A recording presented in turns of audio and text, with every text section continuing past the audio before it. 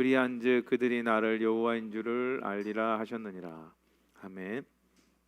오늘 말씀의 제목은 뚝심 있는 신앙이라고 했습니다.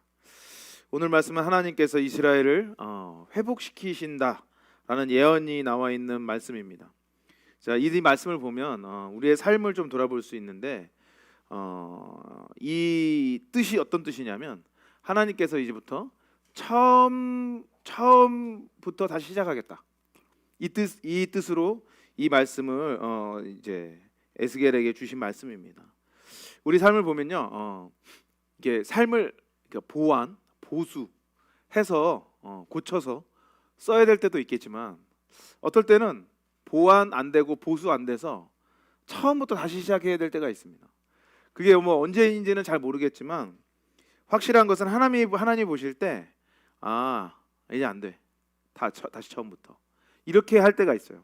그러니까 그 때가 언제인지는 모르지만 하나님은 분명히 우리에게 고쳤을 때 있고 완전히 무너뜨려서 처음부터 다시 할 때가 있고 하나님이 보실 때 하나님이 세워야 될 것을 생각할 때 그렇게 결정하신다는 겁니다. 제가 2011년도에 가족들과 제가 미국에 로드트립을 갔었어요. 그래서 차를 끌고 18일을 여행했습니다. 딱 400만 원 들고요. 한번 가보겠다.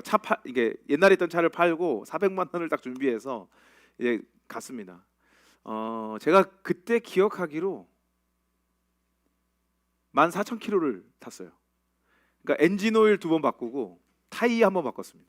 그러니까 14,000km면 얼마나 이제 많은 거리를 돌았냐면 여러분들이 이제 1년 타도 14,000km를 안 타는 사람도 많아요. 저는 보통 이제 뭐 차량 운행을 많이 하고 우리 아이들도 많이 태우고 다녀서 1년에 한 4만 킬로 이렇게 타거든요. 근데 보통 사람은 2만 킬로 이상 잘 못 타요.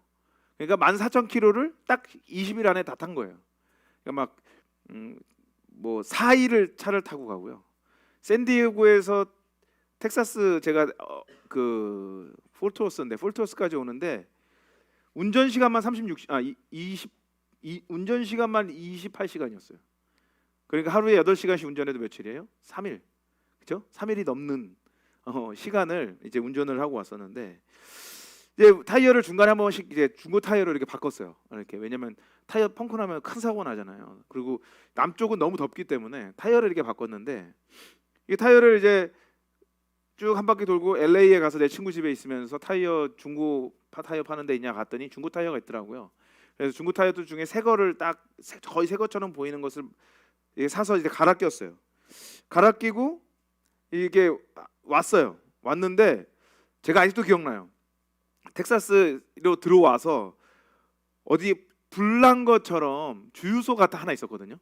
근데 거기 유리가 다 깨져 있었어요. 근데 너무 화장실 가고 싶어요. 여러분 우리나라는 좋은 나라예요. 졸음쉼터 있죠. 그리고 휴게소 있잖아요. 미국 그런 거 없어요. 졸리면 그냥 노변에 세우고 자야 돼. 근데 이게 무서우니까 못 자는 거예요. 그냥 계속 가야 돼. 그래서 우리 아내에게 운전대를 맡기자니 내가 불안하고 그래서 그냥 계속 제가 하다가 너무 오줌이 마려운 거예요. 소변이 마려워서 그 불나서 완전 전소된 주유소에 갔는데 거기서 이제 저 소변 보고 우리 이제 첫째 주빈이 소변 보고 우리 성빈이는 아직 그때 기저귀 차고 있을 때라 그러지 않아도 됐거든요. 그래서 소변 보고 왔어요. 해서 거기서 차를 타고 4시간을 더 운전을 해서 폴토스에 들어와서 아직도 기억나. 그때 밤에 들어왔는데 너무 막 피곤했는데도 밥을 그렇다고 먹을 수는 없으니까 베트남 음식점에 가서요 쌀국수를 먹었어요. 제가 지금도 쌀국수 좋아하거든요. 왜냐면 미국에 갔을 때 유일하게 싸게 주고 먹을 수 있는 게 2가지였는데 하나가 맥도날드였고 하나가 이제 포라 그래요. 포. 우리는 쌀국수라 그러잖아요. 걔는 포라 그러거든요. PHO하고 위에 콤마 찍혀 있는데 포를 먹는 거예요. 그래서 우리 애들도 좋아하니까 가서 먹고 집에 와서 아침에 딱 일어났어요. 딱 일어나서 이제 일상으로 돌아가야 되니까 이제 차를 봤는데 차가 타이어가 이렇게 바람이 빠져 있는 거예요.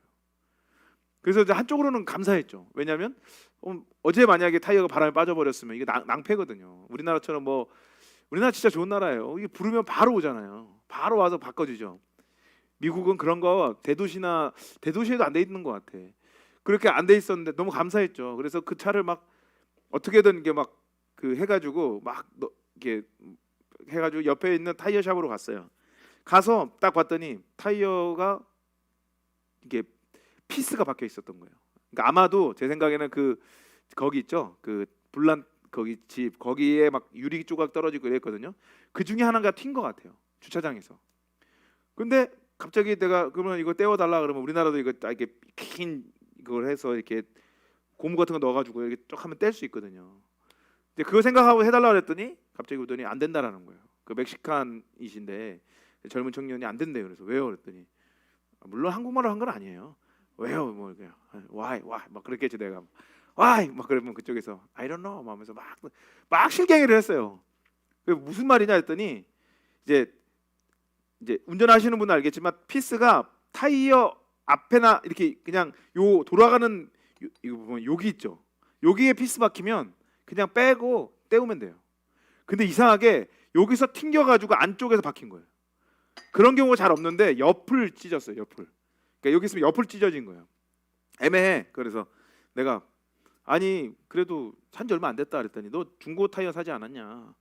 이거 뭐 다른 중고를 하던가 새 걸로 해라. 그리고 웬만하면 살 때는 새 거로 해라. 왜냐면 새 거를 하면 이게 타이어가 이게 박혀도 대기업들이기 때문에 다 AS가 돼요. 한 1년 안에는 다 바꿔주거든요. 그 친구가 나 여행 갔다 오니까 돈이 어디 있어요 우리가.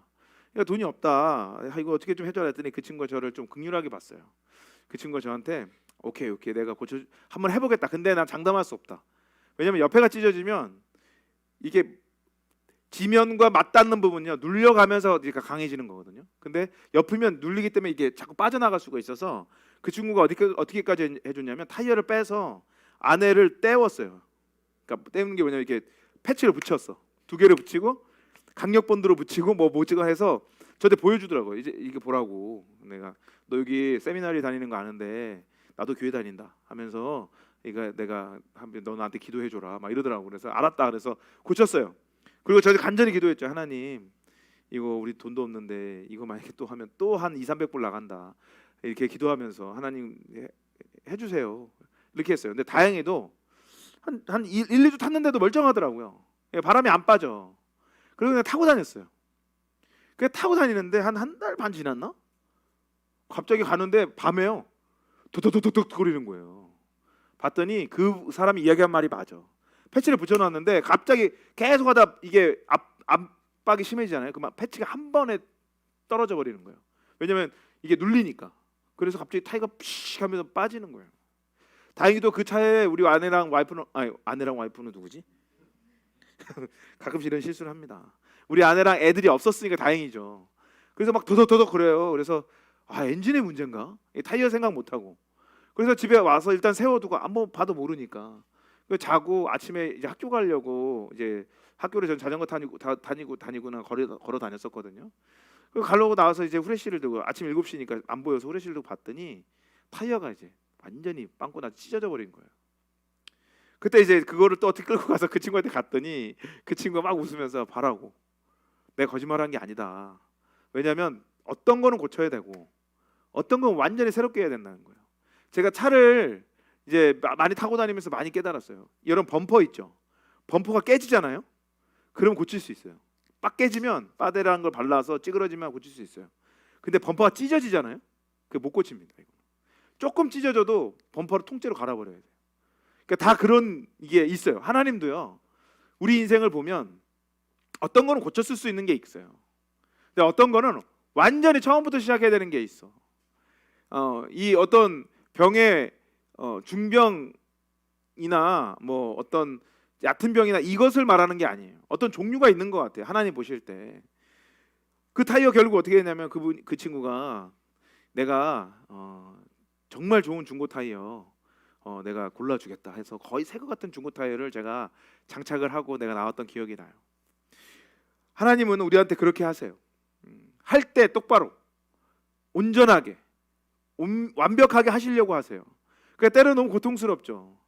찢어지면 그냥 떼우면 되는 병이 있는가 하면 떼워서 안 되고 원천부터 고쳐야 되는 병이 있어요. 그러니까 묵상 훈련을 해보면 이 사람이 이 행동을 하는 건 다 이유가 있는데 잠깐 자기 실수인지 아니면 정말 수십 년 동안 알아왔던 어떤 마음의 병으로 오는 건지가 묵상하면 보여요.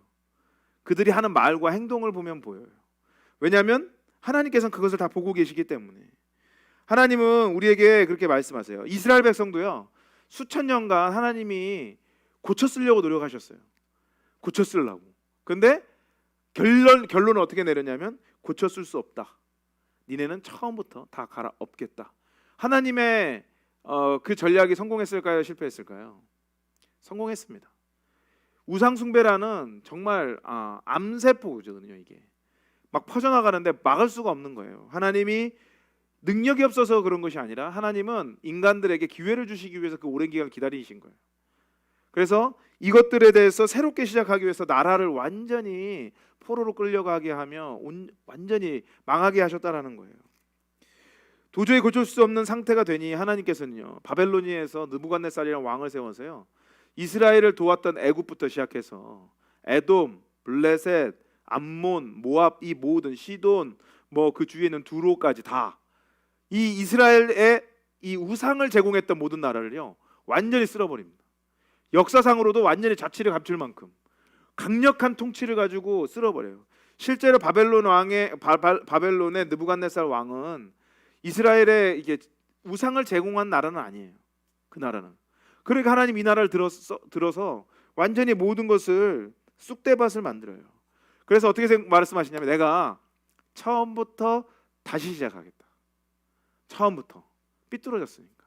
여러분 우리가 어떤 것을 만들 때 막 만들어 놓은 공력이 막 그 뭐라 그러죠? 이 투자한 시간이 있어서요. 어떻게 만든 것이 잠깐 실수했을 때 이거를 막 봉합하다 보면 어떻게 되죠? 더 지저분해지고 더 어려워질 때가 있죠. 그죠? 특별히 요리 같은 거 막 했는데 제가 예전에 우리 와이프한테 한번 이야기 드린 것 같아요. 제가 딴 거 다 잘하거든요. 청소도 잘하고요. 저는 빨래도 잘해요. 그리고 저는 와이프가 뭐 시키면 즉각 하는 사람이야. 나는 내가 제일 잘하는 거는 쓰레기 갖다 버리는 거. 나 이거 진짜 잘합니다. 제가 그거 하기 위해서 카트를 샀잖아요. 우리 교회는 우리 청년들 우리 집에 많이 놀러 오기 때문에 쓰레기가 얘들아 니네 왔으면 쓰레기도 가져가. 너무 많아. 음식도 좀 다 먹고 가. 내가 그래가지고 음식물 쓰레기 처리하는 그것도 우리 집에 갖다 놨다니까. 그래도 안 돼요, 안 돼. 내가 막 다 하거든요.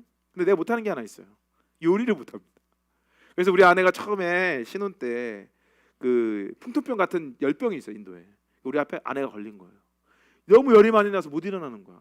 마음이 너무 아파서 어디서 본 건 있어가지고 고추장찌개를 해야 되겠다. 그래서 저는 그때까지 정말 물에다 고추장 넣고 끓이면 고추장찌개 되는 줄 알았어요. 계속 끓였어. 계속 끓이니까 어떻게 되는지 알아요? 짜죠. 이게 엄청 짜요 이게. 그거를 어떻게든 막 다시다 넣고 설탕 넣고 이렇게 해가지고 보수를 해서 와이프한테 갖다 줬더니 와이프가 딱 먹더니 맛있네. 그러더니 오빠는 라면 먹을래? 그래가지고 내가 라면 끓여줬어요. 근데 그때 내가 느꼈어요. 한 번 안 되잖아요. 애초부터 안 되는 거는 나중에도 안 돼. 그러니까 처음부터 물을 다시 해서 우리 아내가 나중에 다 놨고 나한테 가르쳐 주더라고. 국물을 내고 국물을 이제 다시 멸치를 내고 먼저 저거였다. 이거 봐 못하잖아. 그러니까 소고기를 볶아서 일단 볶아놓고 국물을 내서 그걸 넣어서 양념을 하래. 그러냐고. 근데 결국 나중에 그거 못 해주고 이제 미역국은 계속 하다 보니까 좀 잘하게 됐거든요. 그래서 그때 알았어요. 어떤 거는 고칠 수 있어요. 보수할 수 있어. 근데 어떤 거는요 원천부터 다시 시작해요. 그래서 하나님께서는요 그들에게 원천부터 다시 시작하는 삶을 제시하세요. 26절 27절에 이렇게 이야기하십니다. 읽겠습니다. 26절 27절 읽겠습니다. 시작. 또 새 영을 너희 속에 두고 새 마음을 너희에게 두되 너희 육신에서 굳은 마음을 제거하고 부드러운 마음을 줄 것이며 또 내 영을 너희 속에 두어 너희로 내 율례를 행하게 하리니 너희가 내 규례를 지켜 행할지니라. 여태까지는 어떻게 말했냐면 율법을 행해라, 규례를 어겼다 하면서 막 징계를 하셨어요. 이게 뭐냐면 그냥 겉으로, 그러니까 증상만 완화시키려고 하는 하나님의 어떤 패치를 아까 붙였던 것처럼 구구책이었어요. 그러니까 뭐가 없었기 때문에 그런 죄들이 일어났다고요? 26절 새 영을 너희 속에 두고 새 마음을 너희에게 주되라고 하면서 이 마음 안에 있는 영에 관한 이야기를 하는 거예요. 그러니까 우상 숭배를 하는 것은 우상 숭배 하나로만 말하는 것이 아니다. 이 우상 숭배를 하는 너희들의 원천적인 이유는 너희 안에 뭐가 없으니까? 성령이 거하지 않으냐니까. 그러니까 그들이 성령을 거절한 거죠. 하나님께서는 우리에게 성령을 허락하시겠다라고 이제 요한복음에 보면 예수님의 예언을 통해서 이야기를 하세요. 그러니까 구약에는 성령이 없었나? 그렇지 않습니다. 성령께서 임하셨을 때 많은 사람들이 변화되는 역사도 있었고, 물론 내주해서 우리와 함께하지는 않았지만 우리가 기도할 때마다 성령께서 우리를 도와주셨어요. 다시 말하면 이스라엘을 도와주셨는데, 원천적인 마음의 문제가 고쳐지지 않으니까 내가 이제부터는 마음의 것을 완전히 고쳐서 새롭게 하겠다. 그러니까 원천을 새롭게 하겠다. 이스라엘 백성들에게 바벨론을 완전히 포로로 끌려간 이후에 그들이 돌아오고 그들의 마음이 가난해져서 하나님을 완전히 예배하겠다 하게 원천부터 바꾸겠다라는 거예요. 그래서 학개 선지자가, 에스라 선지자와 학개 선지자가 이스라엘 백성이 돌아왔을 때 나팔절이라는 새해 때요, 높은 망루 위에서 하나님의 책을 딱 펴요. 그러니까 70여 년이 지난 다음에 100여 년 가까이 된 사람들이 히브리어를 잘 못하잖아요. 그러니까 제사장들이 쫙 퍼져서 히브리어로 하나님의 말씀을 풀이해 주면서 에스라 선지자가 그 하나님 말씀을 선포합니다. 그때 사람들이요, 그걸 듣고 막 눈물을 흘리기 시작해요. 막 느헤미야가 있는데도 막 울면서 막 회개하는 역사가 일어나는 것이 성경에 기록되어 있어요. 왜 그럴까요? 마음의 회복이 있었기 때문에. 여러분, 우리가 당하는 고난이나 어려움들이 왜 이렇게 반복되고 어려운가라고 여러분 생각할 수 있습니다. 하나님이 나를 버리셨나? 이게 아니라 하나님이 우리를 처음부터 다시 시작하게 하려고. 우리는 자꾸 하나님을 간보거든요. 돈 좀 주시는 하나님, 나 성공 좀 시키시는 하나님, 나 좋은 남자 좋은 여자 만나게 하는 하나님, 나 좀 건강하게 해주는 하나님, 이렇게 간보거든요. 이게 마음은 하나님께 돌아가지 않고 겉으로만 계속해서 하나님을 만날 때, 하나님은 이걸 처음에는 해주시다가 결국은 어디까지 가냐면 우리의 마음을 변화시킬 수 있도록 모든 것을 뒤집어 엎어버릴 때가 반드시 옵니다. 이것이 축복이에요. 왜냐? 우리는 늘 죄인처럼 살잖아요. 그냥 나 좀만 행복하면 되고, 나 좀만 편안하면 된다고 생각해서, 우리가 이런 말을 쓰면 좀 설교 때 좀 좋지 않을 수 있는데, 얍삽한 거죠. 간보는 거죠. 제가 이제 우리 청년들하고 몇 명하고 이야기할 때마다 제 의견을 간을 보는 친구들한테 제가 쓴소리를 많이 한 적이 있어요. 사람과 사람을 대할 때 왜 간을 보는지 물어보면 다 뭐냐면 상처가 있어서 그래. 상처받기 싫으니까 막 간 보면서 이야기를 해요. 여러분, 그것은 오히려 관계를 망가뜨리는 방법이거든요. 오히려 순수하고 순전하고 진실되면 처음엔 힘들지 몰라도 결과적으로 모든 일이 잘 되기 마련입니다. 하나님은 그래서 우리의 생명과 같은 우리의 마음에 관한 이야기를 해요. 제가 그래서 우리 교회는 계속해서 묵상이나 설교에서 마음을 새롭게 하는 것에 대해서 이야기를 하죠. 그러니까 오픈하고 깨어지고, 그리고 죄를 직면하는 일과, 그리고 하나님 앞에서 상처를 인정하는 일에 대해서 계속해서 제가 설교하면서 묵상할 때도 질문을 던집니다. 여러분, 잠언 4장 20절부터 23절에 하나님이 우리의 이 마음을 얼마나 소중하게 여기는지를 잘 이야기해 놓고 계세요. 한번 읽어보도록 하겠습니다. 잠언 4장 20절부터 23절까지 읽겠습니다. 시작.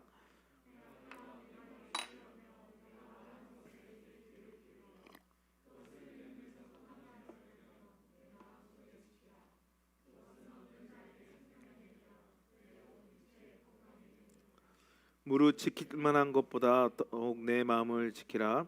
생명의 근원이 이에서 남이라. 제가 영성일기를 강의하면서 이거 많이 이야기했거든요. 무릇 지킬 만한 것보다 뭘 지키라고요? 우리의 마음. 성경에서 이 마음을 칼디아라고 헬라어로 얘기해요. 이게 무슨 말이냐면 심장이라는 뜻이에요. 근데 이 심장을 이야기할 때 감정과 내면의 마음에 관한 이야기를 많이 합니다. 하나님은 이것을 곧 영이라고 이야기를 합니다. 우리 안에 영이 있고 그 영으로 영과 영이 만나는 그 장소를 마음인데, 이 마음이 하나님과 우리가 만나는 장소라고 표현합니다. 그러니까 사탄은 항상 이 마음을 훼손시킵니다. 사탄은 항상 어떤 상처를 입어서 이 마음이 상하게 하는 일을 합니다. 여러분, 마음이 상할 수 있거든요. 근데 우리는 상한 대로 살 필요는 없어요. 하나님의 마음을 알고 이 마음이 회복되면 되는데, 이 마음을 지키라는 말을 이야기를 하잖아요. 이제 어떻게 지켜야 되는가, 혹은 얼만큼 중요한가를 영어 버전으로 보면 잘 나와요. NASB 영어에서 Watch over your heart with all diligence, for from it flow the springs of life라고 이야기해요. 이게 직역을 하면 이런 내용이에요. 모든 성실함으로 너의 마음을 지켜보라, 지켜내라. 왜냐하면 그것으로부터 생명의 샘물이 흘러 넘치기 때문이라. 자, 와치오버라고 이야기하잖아요. 근데 이 와치오버가 이제 지키다라는 뜻이거든요. 지켜보면서 계속해서 눈을 떼지 말고 계속 우리의 마음에 대해서 이해를 하라. 이야기를 하는 거예요. 오은영 박사님이 뭐라 그러냐면 사람은 외적인 나와 내적인 내가 친해야 된다고 이야기해요. 그러니까 항상 지켜보고 누군지 알아야 되고 이렇게 살아가야 되는데 우리는 남은 잘 아는데 나를 몰라. 그런 사람 어떻게 한다고 그랬죠? 남 계속 정죄한다고 그랬죠. 왜냐하면 나를 몰라서. 딴 사람 다 정죄하고 비교하는 사람 특징이에요. 나를 모르는 거야. 내가 어느 정도 수준, 메타인지라고 그러죠. 내가 어느 정도의 수준의 마음인지를 모르니까 맨날 정죄합니다. 목회자들도 맨날 정죄해. 이건 이렇게 해야 되지. 자기는 하나도 못하면서 맨날 그렇게 하는 거예요. 그런데 어떻게 해야 되느냐? 어떻게 마음을 돌아봐야 되느냐? 영어로 가장 중요한 게 with all diligence예요. 이게 무슨 뜻일까요? 모든 성실함으로. 자, 이거를 결론적으로 말하면 마음을 지키는 일에 감정을 지키고 마음을 지키고 이 마음에서 생명이 흘러나가기 때문에 이 마음을 지키는 일에 얼만큼 성실하라고요? 모든 것 중에 가장 성실하라고. 근데 우리는 어디에 성실해요? 돈 버는 일, 공부하는 일. 특별히 우리 이성 친구들이 있는 분들, 부부들, 막 남편, 막 자식, 여러분 내 마음이 온전하지 못하잖아요. 관계, 돈 다 필요 없어요. 돈이 막 생겼어요. 근데 내 마음이 병들었어. 그럼 어떻게 될까요? 돈 다 날아갑니다. 내 사랑하는 사람을 너무 사랑해. 근데 내 마음이 병들었어. 그러면 그 사랑 다 깨져요. 결국은 내가 가장 사랑해서 결혼하는 그 사람이 나를 가장 싫어하는 사람이 돼요. 여러분 이것이 왜 그렇게 되느냐면 내 마음을 돌아보지 않으니까 그래요. 성경은 분명히 이야기하고 있어요. 모든 생명은 어디서 나온다? 여러분의 마음에서 나와요. 여러분의 감정에서 나온다. 이거를 지키기 위해서 죽기 살기로 노력하라. 여러분 이게 얼마나 큰 내용이고 복음입니까? 근데 우리는 우리의 마음을 이렇게 돌아봅니까? 우리 학생들이 불쌍하잖아요. 우리나라 10대보다 세상에서 불쌍한 사람들이 없어요. 그 마음 지켜보고 내가 원하는 거 하는 게 어디 있어? 그냥 부모가 시키고 돈 되는 일을 해야지. 이게 우리가 어렸을 때 배워온 내용 아닙니까? 저는 그래도 우리 부모님이 항상 사실은 우리 부모님은 이제 저를 포기하셨기 때문에 나한테 뭐 하라고 말은 안 했어요. 근데 지금 생각해보면 그게 은혜야. 그래서 저는 내가 어떤 마음을 가지고 어떤 말을 하고 어떤 것을 좋아하는지를 명확히 알았어요. 그러니까 대학이 되니까 그냥 공부하게 돼. 여러분 명문대 안 가도 돼요. 내가 하고 싶은 거 잘하는 걸 찾잖아요. 그 사람이 인류가 됩니다. 근데 문제는 뭐냐면 내가 잘하는 거, 저는 의사들을 만나도요 막 이런 말 하죠. 세종에 갈 만한 병원 없다. 왠지 아세요? 의사들이 능력이 없어. 자기 재능이 뭔지 몰라. 지식만 차 있으니까 맨날 오진하는 거예요. 하나님은 우리에게 잘하고 좋아하는 것을 주세요. 그리고 그것을 이끌어가래. 근데 그게 다 어디 들어가 있어요? 내 마음에. 그래서 내가 우리 예빈이 축구 시켜주죠. 예빈이 얘는 왜 자꾸 운동을 잘한다는 이야기를 들을까? 기분이 좋지 않습니다. 사실은 축구화 사달라고 오늘 축구복을 사줘가지고 제가. 근데 저는 그런 마음이 있어요. 만약에 네가 그걸 좋아하고 잘하면 그 일 해야지. 그죠? 하나님이 하시면 해야 되는 거죠. 그런데 이렇게 또 질문을 던질 수 있잖아요. 그러면 어떻게 마음을 지키고 어떻게 하는 거야? 여러분 어떻게 하는 걸까요? 잠언 4장 20절부터요. 그걸 명확하게 이야기해요. 어떻게 하냐면요. 내 아들아 내 말에 주의하며 나의 이르는 것에 귀를 기울이라. 그것을 내 눈에서 떠나지 말며 내 마음속에 지키라. 그것은 얻는 자에게 생명이 되며 그 온 육체의 건강이 됨이니라.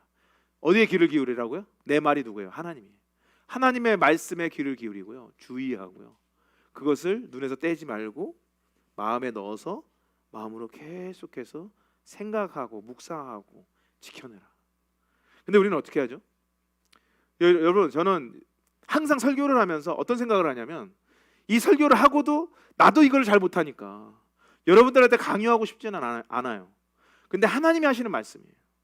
제가 목회자로서 이제 성도들을 생각하고 성도들을 섬기고 성도들을 가르쳐요. 근데 하나님이 저한테 늘 말해요. 가르치고 만나고 신방하고 친해지는 것보다 중요한 것은 마음에서 네가 나를 매일매일 깊이 만나는 것이다. 근데 내가 이제 그거를 행하려고 개척을 하고 했더니 그것이 잘 될 때도 있는데 안 될 때도 너무 많아요.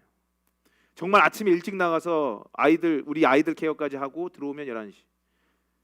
먹고 살기 위해서 뛰어다니는 거죠. 우리 아내도 일을 하니까 저도 그것을 커버해야 되고 왔다 갔다 하다 묵상을 30분도 못 하고 그냥 끝내버릴 때도 많아요. 이게 현실이잖아. 근데 저는 여러분에게 말하고 싶어요. 이것은 사회가 병든 거지 하나님이 원하는 게 아니에요.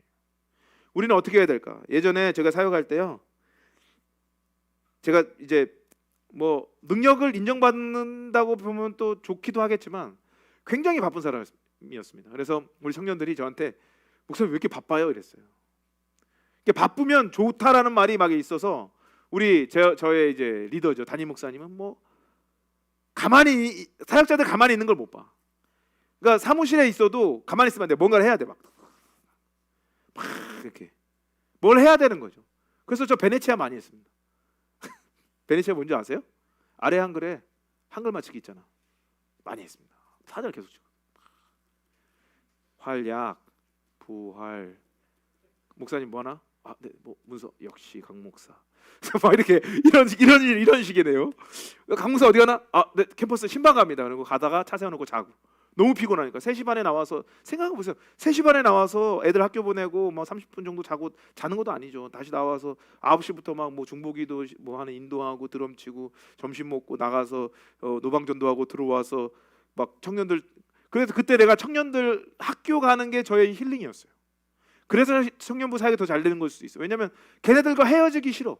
왜냐면 나는 청년들이 좋은 것도 있겠지만 지금 와서 고백하면 가면 담임 목사님과 있어야 되잖아. 그게 싫어. 그러니까 나는 청년들과 있었어. 니네도 그러니? 우리 부목사들은 안 그래. 좋잖아. 좋죠? 안목사는 우리 안목사님도 옛날 그랬어요. 엄청 바쁜 사람. 같이 회의를 하잖아요. 이게 여담인데요. 안목사님이 20살 때 목사님 말씀은 계속 줘. 핸드폰을 뭘 계속해. 목사님이 어이 그러거든요. 그러면 안목사 그때는 안성민이 그러면 네 그러면 목사님 말씀하시는데 뭐하나? 지금 타이핑 치고 있습니다. 딱 옆에서 내 옆에 있었거든요. 딱 보면 카톡 하고 있어. 항상 바빠야 돼. 바쁜 거 보여주면 되는 거죠. 사실 사역자들이 이런 사람도 많지만 회사원도 이런 사람들이 많아요. 왜요? 우리 인식에 뭐가 있냐면 바빠야 된다. 근데 적어도요, 여러분 나중에 우리 교회가 커질 거거든요. 커지면 여러분 부목사님들이나 전사님들한테 바쁘기를 요구하지 마세요. 바쁘잖아요, 사역자가. 그러면 사역자는 타락합니다. 사역자는 뭘 해야 될까요? 하나님을 깊이 만나야죠. 너무 나태하면 안 되겠지만 저는 이제 제 목적 중에 하나가 있어요. 우리 사역자들의 새벽기도 인도하면 저는 출근 늦게 하게 할 거예요. 왜냐하면 늦게 하게 해서 그들이 하나님을 더 만날 수 있도록. 100주년 기념교회 같은 큰 교회는요, 오전 시간에는 사역이 하나도 없어요. 왜냐하면 깊은 영성 가운데 들어서 하나님을 만나라고. 평신도보다 하나님과 더 친해야 될 거 아닙니까? 그래야지 말씀이 흘러나오고요. 그렇지 않아요? 마음이 온전해지고요, 회복되지. 근데 어떻게 해요? 우리나라 막 사역자들은 막 자면 안 돼. 막 새벽에 촬영을 할 수 있어. 그러면 담임 목사님이 해줄 수 있거든요. 오늘 안에 오프하거나 오전에는 쉬어라 이렇게. 그거 없어. 그냥 바로 나가야 돼요. 바로 나가서 막 지지고 볶고 막 해. 그러면 그 안에 생명이 나오는 게 이상한 거예요. 여러분, 저는 한번 묵상해가지고 설교 한 편을 쓰려면 적어도 5-6시간은 그 자리에 앉아 있어야 돼요. 근데 만약에 내가 묵상을 계속 하잖아요. 그럼 1시간이라도 좋은 설교가 나와요. 왜일까요? 하나님 공급해 주니까. 그런데 우리는 하나님께 그렇게 시간을 들이지 않고 우리 마음을 막 어디에 주냐면 돈 걱정, 막 관계 걱정. 여러분, 우리가 그렇게 매번 이렇게 하나님이 아닌 곳에 계속 마음을 주고 말씀을 묵상하는 것에 내가 멀어지잖아요. 그러면 우리 안에 생명은 없습니다. 우리 안에 하나님의 길을 전혀 몰라요. 우리는 나중에 어디에 길을 기울이냐면 세상에서 말하는 효과적인 길에 눈을 기울여요. 그러다 보면 귀를 기울이다 보면 우리는 성령님 앞에 나가질 못해요. 그래서 어떤 사람이 이렇게 이야기하죠. 고난을 당해서 하나님 앞에 와서 눈물을 펑펑 흘렸대. 네, 좋습니다. 근데 펑펑 흘려도 기도 못해요. 여러분 그런 적 있지 않아요? 눈물 펑펑 흘리는 거 좋아요. 하나님이 우리를 위로하시니까. 근데 문제는 뭐냐? 그 다음 스텝이에요. 흘리고 만났으면 내가 무슨 말을 하고 내가 뭘 원하고 하나님 뭐라고 이야기하는지 들어야 되는데 못 듣는다라는 거죠. 그러니까 그런 사람들이 감정적이다라고 이야기를 들어요. 왜냐? 하나님 말씀에 집중을 안 하니까. 눈물은 흘리고 쏟아놓긴 쏟아놨는데 기도하지 못해. 왜? 듣지를 못하니까요. 여러분, 들으셔야 됩니다. 하나님의 말씀을 묵상해야 됩니다. 하나님의 말씀이 묵상되지 않으면 묵상되게끔 노력해야 되는 거예요. 그게 어디에 나와요? With all diligence.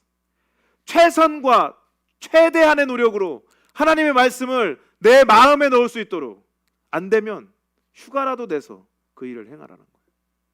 물론 휴가를 내서 피해를 주라는 소리는 아니에요. 그만큼 귀중하게 여겨야 된다. 예수를 믿으면 예수님께서 우리와 함께 하시고 예수님의 말씀이 우리와 동행하며 하나님 우리 이끌어 주신다라고 말하는데, 그것은 노력 없이 일어날 수 없어요. 가만히 있는데 내가 예수님을 깨닫는다? 여러분, 그것은 거짓말이죠. 여러분 우리가 노력을 하려거든 어디에 노력을 하냐면 예수님을 말씀으로 만나기 위한 노력을 해야 돼요. 그래서 말씀을 공부하는 거죠. 묵상해 보세요. 얼마나 힘듭니까? 묵상 훈련 받는 사람, 은혜롭습니다라는 사람보다요, 피곤해, 너무 힘들어라는 사람이 훨씬 많습니다. 왜냐? 그만큼 어려운 일이에요. 이 세상에서 가치 있는 일 중에 어렵지 않은 일이 있습니까? 가치 있는 일은 다 어려워요. 가치 없는 일이 쉽죠. 뭐 가가지고 음란한 영상을 본다, 뭐 쉽죠. 뭐 쉽잖아. 그냥 클릭하면 나오고, 그렇잖아요. 그냥 가서 내가 할 거 포기하고 낮잠 잔다, 쉽죠. 텔레비전 본다, 쉬워요. 근데 생각해 보세요. 텔레비전 보는데 텔레비전 안에 나와 있는 프로그램을 만든다, 정말 어렵습니다. 어려운 거예요. 하나님 말씀을 묵상하는 것은 그렇게 성실함이 필요합니다. 여러분 그런 경험 있을 거예요. 말씀 묵상하다가 한 일주일 안 해버려. 그리고 아니야, 정신 차렸어. 그리고 그 다음날 딱 묵상하잖아요. 됩니까? 안 됩니까? 안 됩니다. 그거 회복되는데 한 2주 걸릴 때도 있어요. 여러분, 체력도 마찬가지죠. 우리 아들 주빈이가 왜 매일매일 운동을 하냐면 자기가 그게 너무 싫대. 한 3, 4일 쉬잖아요. 휴가 보고 가죠. 그러면 이걸 회복하는데 한 2주, 3주가 걸린대요. 너무 그렇게 체력이 안 올라와. 그래서 이번에 운동하다 팀 바뀌었잖아요. 자기는 처음에 자기 몸 계속 운동 얘기를 했기 때문에 자기 체력이 80%라고 생각했대요. 근데 막상 가보니까 30%도 안 돼. 그거 회복하는데 요 근래 그게 회복됐어요. 이게 영적인 논리나 육적인 논리 똑같은 거예요. 그래서 예수님이 늘 성경에서 얘기해요. 깨어 있어라. 여러분, 깨어 있는 것은 기도함을만 이야기하는 게 아니에요. 주의 말씀을 깨닫고 묵상하고 그렇게 살아가는 인생에 관한 이야기예요. 그러니까 이스라엘 사람들에게 하는 말이 부드러운 마음을 주겠다, 성령을 허락하겠다라는 말이 바로 그 말이에요. 성령께서 우리한테 오셔서 우리 마음이 부드러워졌을 때 어떤 일이 일어나는가? 바로 주의 말씀이 꿀같이 달고 그 말씀이 깨달아지는 거죠. 그리고 그것을 우리한테 징책을 해도 그 징책이 감사하고 그것으로 인해서 하나님의 위로를 얻는 능력이 우리 삶 가운데 일어나요. 이거는 해보지 않은 사람들은 전혀 몰라요. 지적당하는데 행복하다니까. 왜요? 예수 그리스도 때문에. 그분은 선하시고요, 그분은 우리 마음을 부드럽게 해주시거든요. 오늘 성경에서는 뭐라고 얘기하냐면 풍요로움이 우리한테 있을지라도 하나님께서 그 풍요로움 가운데 우리를 이끌고 계신다. 그 풍요로움 가운데도 우리는 하나님의 은혜를 깨달을 수 있다라고 성경에서 이야기를 합니다. 31절 말씀 한번 읽어볼게요. 읽겠습니다. 시작.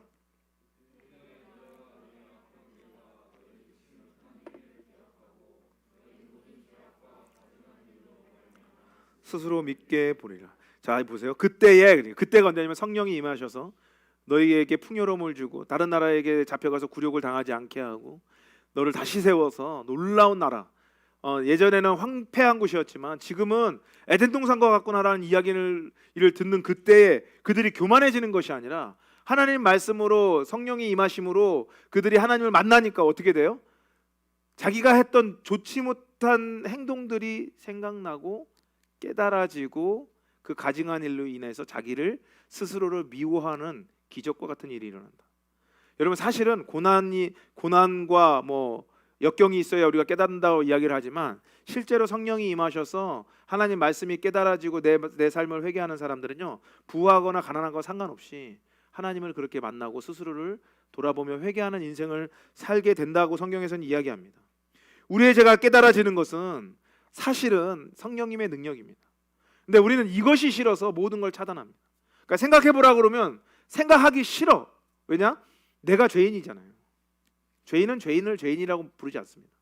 죄인은 스스로 자기가 죄인이라고 부르지 않는다니까. 성령께서 우리와 함께 하니까 그 생각을 해보라 하면 막 힘들고 어렵고 쥐어짜는 것 같지만 사실은 시간이 지나보잖아요. 그것이 정말 은혜예요. 우리는 하나님 말씀을 깨닫고 자기에게 적용하는 일을 잘 안 해요. 다 남한테. 이건 내 일이 아닌데. 근데 여러분 한번 조용히 하나님 말씀 가운데 들어가서 모든 걸 차단하고 하나님과 나와 독대하는 시간을 조용한 곳이나 카페나 이런 데서 누가 이기나 보자고 한번 생각을 해보잖아요. 그러면 100% 하나님 우리한테 말씀해 주십니다. 너는 죄인이고 내가 너를 구원하였고 두려워하지 말라. 내가 너와 함께 하였으니 나를 따르라 라고 이야기를 하신다라는 겁니다. 하나님은 우리에게 그렇게 말씀하세요. 묵상함에 스트레스가 있지, 어렵지, 괴롭지. 그러나 내가 너희와 함께하고 포기하지 말라. 이 묵상이란 단어가 하가라라고 그랬잖아요. 그죠? 하가. 음식물을 이게 씹어 삼키는 사자의 그런 이 물어뜯는 것처럼 우리가 말씀을 이렇게 물어뜯어야 됩니다. 그렇게 하실 때 성령이 우리 마음에 임하고 우리 마음에 생명이 흘러넘칩니다. 그러면서 32절과 같이 이야기를 하세요. 32절 말씀 읽겠습니다. 시작. 주 여호와의 말씀이니라. 내가 이렇게 행함은 너희를 위함이 아닌 줄을 너희가 알리라. 이스라엘 족속아 너희 행위로 말미암아 부끄러워하고 한탄할지. 이스라엘이 회복됐잖아요. 사실은 이스라엘이 회복되고도요 굉장히 악한 행동을 많이 했습니다. 물론 우상 숭배가 법적으로 금지되고 우상 숭배를 버리긴 했어요. 근데 느헤미야를 보니까 어떻게 하는 줄 아세요? 귀족들이요 고리대업을 합니다. 고리대업. 그게 무슨 말이죠? 돈은 가지고 가난한 사람 피 빨아먹는.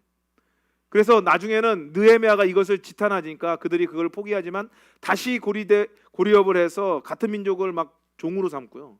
이런 악행들을 저질러요.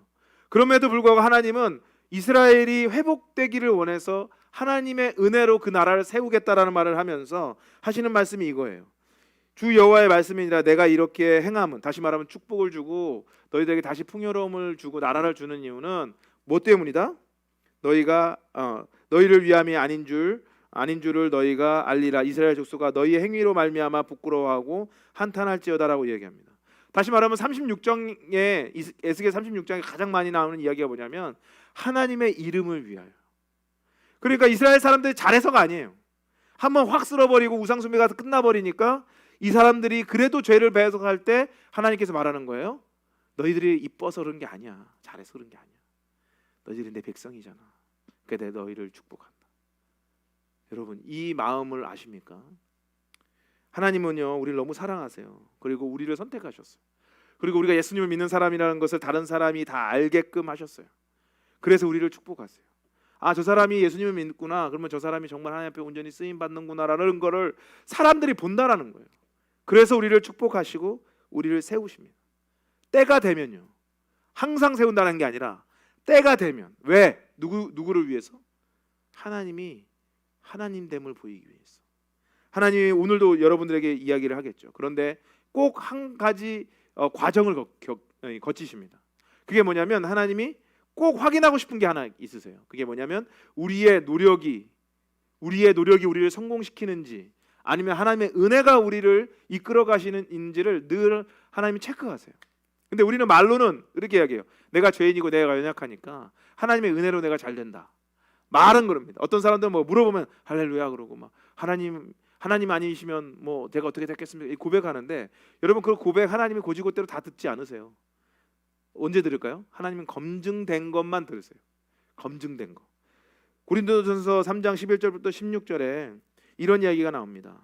이 닦아둔 것 외에 능히 다른 터를 닦아둘 자가 없으니, 다시 말하면 예수 그리스도를 이야기하는 거거든요. 만일 누구든지 금이나 은이나 보석이나 나무나 풀이나 집으로 그 터 위에 세우면, 예수 그리스도란 터 위에 집을 세우기 시작해요. 우리가 제가 여러분 섬기시고요, 여러분들이 이제 직장도 가시고 가정을 세우시고 여러 말을 해요. 그러나 이 일을 하나님 반대하시는 건 아니에요. 근데 어떤 사람은 금으로 하고요, 어떤 사람은 은으로 하고요, 어떤 사람은 보석으로 합니다. 근데 어떤 사람은 터무니없는 나무로 하고요, 어떤 사람은 말도 안 되는 풀로 쌓아. 보기는 나무나 풀이 보기 좋을 수 있어요. 왜냐하면 아름답잖아. 근데 금과 은으로 쌓는 거는 좀 이거는 오버 아니야? 이렇게 생각할 수 있잖아요.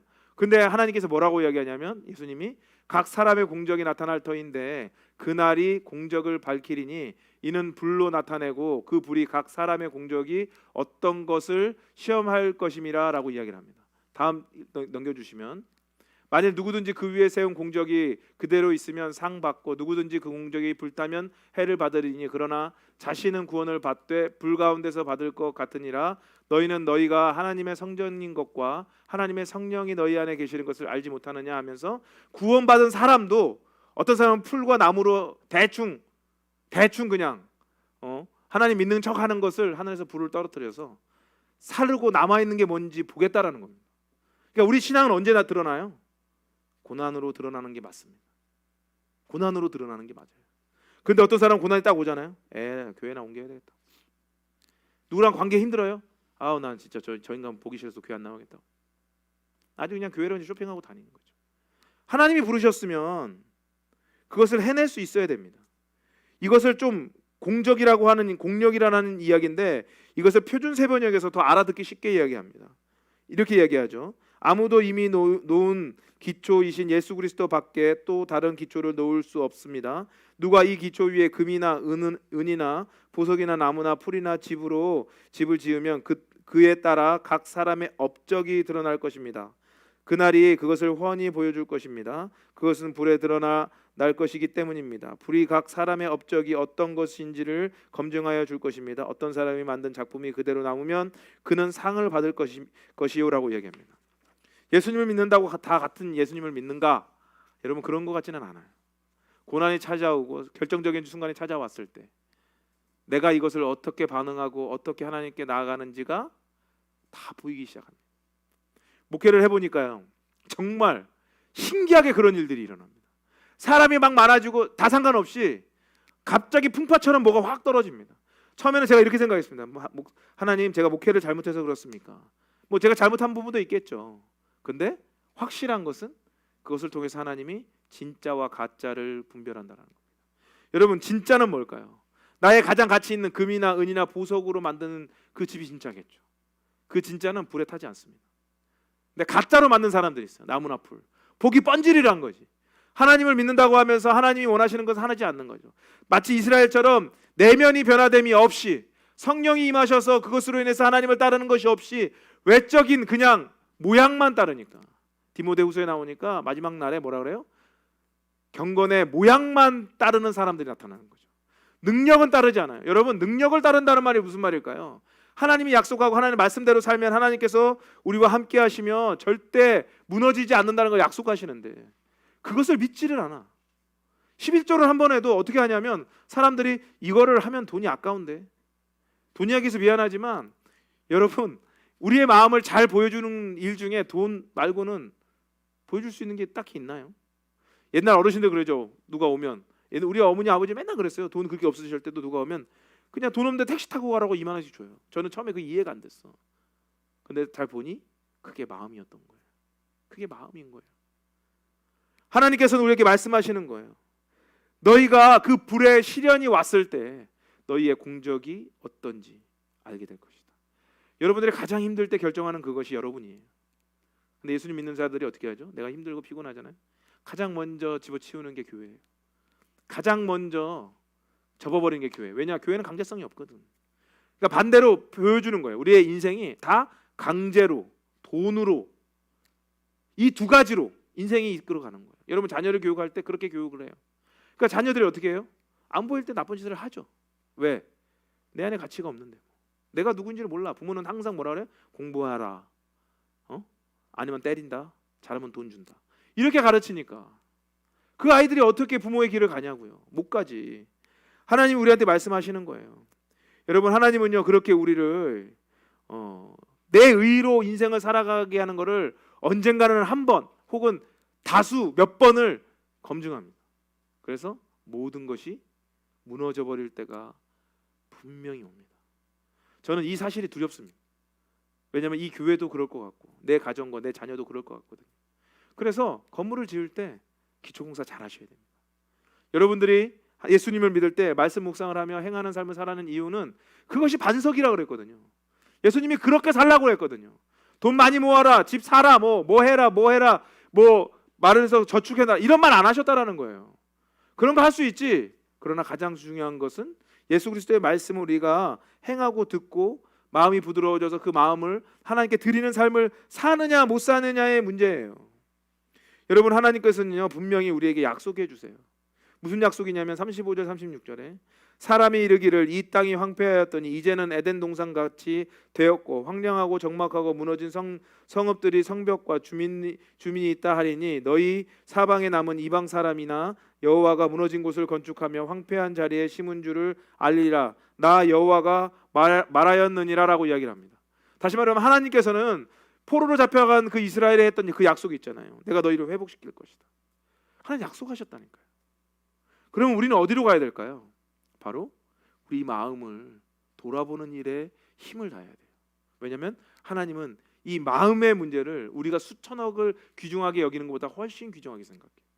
우리는 말은 사람의 생명이 중요하다고 하지만 우리가 하는 행동을 보면 돈이 훨씬 중요합니다. 우리 인생이 그래요. 하나님께서 우리한테 오늘도 말씀하시는 거죠. 우리의 오만과 교만한 계획들이 때가 되면 다 불에 의해서 타버릴 것이다. 그때 정말 내가 무엇을 하고 있는지가 남아있게 될 것이다. 여러분, 우리나라 말에 콩 심은 데 콩 난다고 했습니다. 여러분, 콩을 심잖아요. 콩이 납니다. 여러분, 다른 작물을 심어서 좋은 것이 날 거라고 생각하십니까? 아닙니다. 그러면 하나님 앞에서 우리가 뭘 심어야 될까요? 바로 우리의 마음과 삶과 말씀으로 행하는 인생을 심잖아요. 하나님이 그것을 30배, 60배, 100배의 결실로 맺어주겠다고 약속하셨잖아요. 그게 축복이에요. 근데 이거는 기복이 아니야. 왜냐? 우리가 뭘 통과하잖아요. 뭘 통과하죠? 예수 그리스도가 지신 그 십자가의 고난을 함께 짊어지는 거예요. 그러니까 신앙생활하면서 어렵고 스트레스 받고 힘든 것을 여러분 즐겁게 생각하셔야 돼요. 왜냐하면 하나님께서 여러분을 축복하실 거니까. 누가 나의 뜻을 따라 나의 십자가를 지고 나를 따르겠는가? 여러분, 우리는 예수 그리스도의 십자가를 지면서 우리를 주님을 따르고 있나요? 여러분, 이스라엘 백성들에게요 하나님께서 약속해 주셨어요. 내가 너희를 황무지에서 에덴 동산처럼 만들어 주겠다. 여러분, 그 약속 딱 들으면 어떨까요? 너무 좋지 않겠어요? 우리 특별히 우리 청년들에게 여러분들의 배우자와 여러분들이 미래 가질 그 많은 것들과 자녀와 집과 이 모든 걸 하나님이 다 약속해 주신다면 좋겠어요? 싫겠어요? 좋죠. 그래서 사람들은 어떻게 하는 줄 아세요? 신앙 좋으니까 기독교 예수님을 믿으면 다 잘 되나 보다 이렇게 생각하고 예수님을 믿어요. 근데 그건 큰 착각입니다. 왜냐? 오늘 37절의 말씀 때문이에요. 37절 말씀 한번 읽어볼게요. 시작. 주 여호와께서 이같이 말씀하셨느니라. 그래도 이스라엘 족속이 이같이 자기들에게 이루어 주시기를 내게 구하여야 할지라. 내가 그들의 수요를 양떼같이 많아지게 하되라고 하면서 주 여호와께서 이같이 말씀하시니라. 그래도 뭐라 그래요? 이스라엘 족속이 이같이 자기들에게 이루어 주기를 하나님께 계속해서 구해야 될 것이다. 약속하셨어요. 될 겁니다. 근데 하나님이 더 중요하게 생각하는 것은 그래도 나에게 구하고 하나님을 만나고 하나님께 듣고 또 행하는 일을 계속할 것이다. 왜? 그 기간이 언젠지도 모르고 굉장히 고통스러울 수 있으니까. 하나님의 목적인 여기에 있어요. 여러분들이 잘 되고 안 되고에 있지 않아요. 하나님은 하나님의 이름이 높아지고 우리가 훈련되고 우리가 하나님을 정말 사랑하는 데 있는 거예요. 여러분 생각해 보십시오. 어떤 것을 성취하고 진짜 아까 말했던 거 얍삽하게요. 그냥 이득만 탁 취하고 가버려. 제가 요번에 우리 주빈이 그 학교 문제를 해서 우리 부모님들 중에 몇몇이요 얼마나 얍삽한지 몰라. 막 저한테 막 팀 막 힘들 때는 막 도와주세요 하다가 팀이 딱 쪼개지니까 내가 딱 나갔거든요. 그래서 어떤 친구를 데리러 갔는데 이 친구 안 나오는 거예요. 그래서 전화를 했어요. 근데 안 받아. 그래서 들어봤더니 걔는 안 간다라는 거야 우리 팀으로. 그러면 제가 전화를 하고 기다렸으면 보통은 어떻게 하나요? 아버님 죄송합니다 하고 전화 오겠죠. 안 와. 왜? 볼장 다 봤다 이거죠. 그게 세상 사람들의 이치예요. 우리가 하나님한테 그럴 때가 있다니까. 하나님이 내 마음을 드리고요. 하나님 앞에 내 모든 인생을 드리며 말씀을 묵상함으로 내 죄를 바라보면서 하나님 말씀을 지켜나가면 하나님께서 황무지를 에덴으로 만드는 축복을 주시겠다 하니까 듣고 그냥 말아버리는 거예요. 다 됐다 이제. 그러면서 복 받으려고 그때부터 하나님한테 잘하는 거예요. 그러니까 하나님한테 잘하는 게 뭔지를 몰라. 하나님한테 잘하는 거는 여러분의 마음을 돌아보는 거예요. 죄에서 떠나는 거예요. 그냥 말씀을 묵상함으로 그것을 행하면서 죄에서 떠나는 거야. 떠나지 못해도 떠나기 위해서 하나님을 붙잡고 하나님이 살려달라고 부르짖는 것을 하나님이 원하세요. 왜냐하면 그게 아버지와 자녀의 관계니까. 여러분, 아버지와 자녀의 관계가 돈으로만 유지되면 어떻게 될까요? 그냥 아버지는 돈 벌어주는 기계지. 옛날에 IMF 때 사람들이 확 다 그만두고 막 잘리니까 어떤 아이가 냉장고라는 시를 지었잖아요. 그 시가 그거예요. 나는 아빠가 싫다. 나는 냉장고가 더 좋다. 왜냐하면 냉장고는 먹을 것을 주니까. 이게 시예요. 뭐 소세지도 주고 다 어린 아이가 지은 거예요. 그것 때문에 막 아버지 학교가 생기기도 하고 막 그랬거든요. 사실은 애한테 뭐라 할 게 아니야. 그 아버지가 잘못했지. 그죠? 왜 돈만 갖다 줘? 우리 하나님 우리한테 돈만 갖다 주시는 분이에요. 우리 하나님 그런 분은 아니에요. 하나님은요, 우리 아버지시잖아. 우리를 사람으로 만드시는 거예요. 우리와 온전한 관계를 하고 싶어 하세요. 하나님이 누구신지 알고 싶어 하신다고. 그렇게 우리와 함께 하시는 거예요. 여러분, 그래서 우리는요, 오늘 말씀의 제목처럼 뚝심 있는 신앙생활을 하셔야 돼요. 편하기 위해서, 좋은 거 받기 위해서. 네, 하나님 주실 거예요. 구하시면 받으실 거예요. 노력하시잖아요, 얻으실 거예요. 그런데 문제는 뭔지 아세요? 그게 다야. 그냥 하나님 앞에 좋은 거 받기 위해, 평안한 삶 살기 위해, 이게 다라고.